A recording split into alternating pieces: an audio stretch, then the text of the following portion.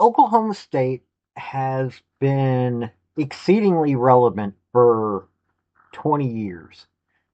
Most people don't remember a time that Oklahoma State was not winning up until last year. Now, the last losing season that they had before last year was in 2005 when Mike Gundy took over and put them back on the right path. And then he went 7-6 for 2 years, then 9-4 for 2 years, and then he started his dominance. He went 11-2, 12-1, 8-5, 10-3. Okay, he had a 7-6 year, 10-3, 10-3, 10-3, 7-6, 8-5, 8-3, 12-2. I mean, you're looking at that. This is Mike Gundy.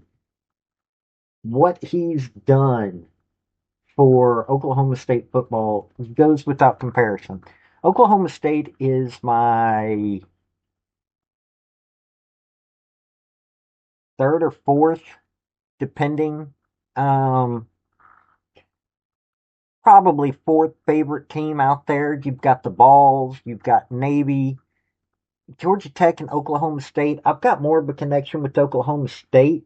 Uh, if you're a graduate of Oklahoma State, hey, let me tell you something. Depending on how long ago it was, German Professor Bullard, man, that man, I really like that man.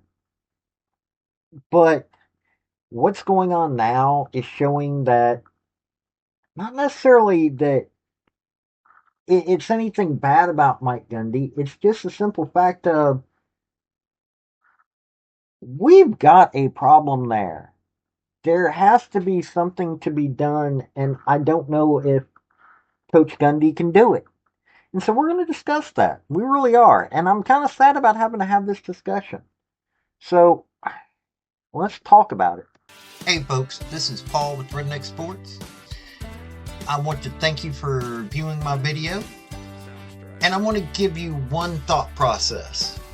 There was a famous coach at the University of Tennessee by the name of General Robert Nealon. He had 6 maxims, but number 2 maxim is what everybody should apply to their life.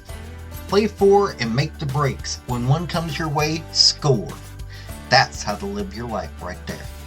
Now, Mike Gundy was a quarterback at Oklahoma State. That was 86-89. Wide receivers coach in 90. QB coach 91-93. 94 offensive coordinator, quarterback coach. 95 back to quarterbacks coach.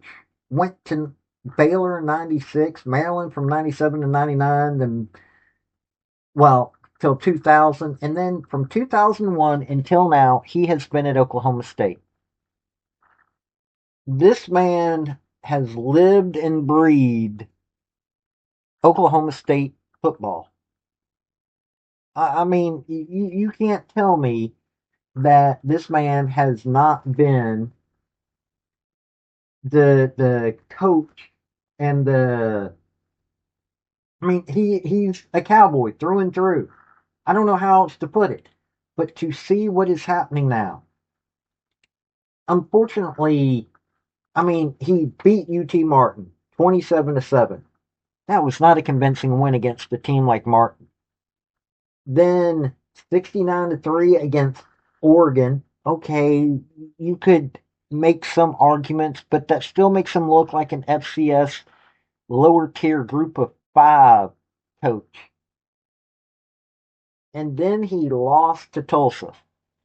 The Cowboys have not lost to Tulsa since 1951. And I love me some Coach Gundy. I really do. Over the years, I have watched many an Oklahoma State game and enjoyed the living daylights out of it. I don't even know where to begin. And now they're going to be facing Baylor on the 27th next Saturday from when I'm putting this down. I don't want to see Coach Gundy fired. I really don't. At the same time, he doesn't need to be the coach anymore. I Somebody needs to sit down with him and go, Coach Gundy, you did so many amazing things for our program. You kept us relevant for a couple of decades and even longer before that. When you've been part of a program for 40 years, there is no reason that you should be pushed out in a nasty manner. But somebody needs to sit down with him and go, Coach, something's not working. I mean, seriously, somebody needs to sit down with him and go, something's not working. The man's 58 years old. Something's, you know, now, mind you, he's 170 wins to 90 losses. Think about that for a minute. 170 wins. How many coaches do you know that get to have 170 wins, all of them at the same team? He has brought that many wins as a Cowboy.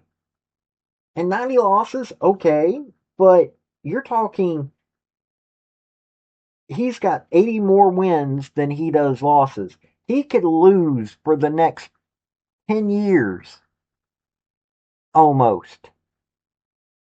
Okay, for the next 8 years. Before he loses or even loses to the point that he ties his losing or his winning record. You're telling me that he couldn't turn it around till then? But in all honesty, 3-9 last year. This year he's got a team that is just, I don't even know where to begin with it. And like I said, I love watching Coach Gundy. I love the games that I have seen. The man's gone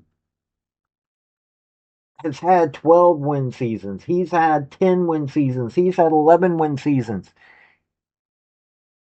But at this point, something's not working. And somebody needs to sit down with him and go, Coach, what do we need to do?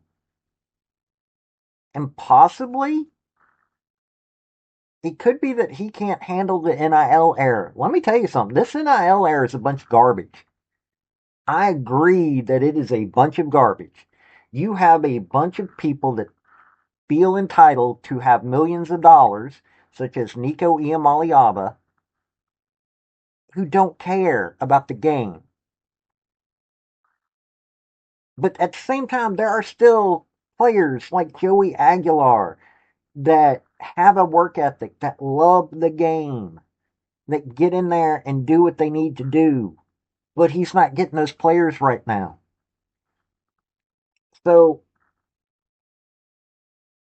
I he needs to retire or he needs to be moved somewhere else. But he doesn't need to be kicked out in a nasty fashion.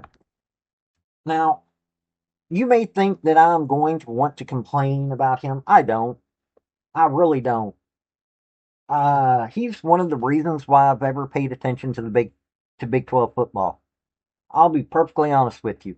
I could care less about. I actually root against Oklahoma. Why? Because they're Oklahoma State's biggest rival.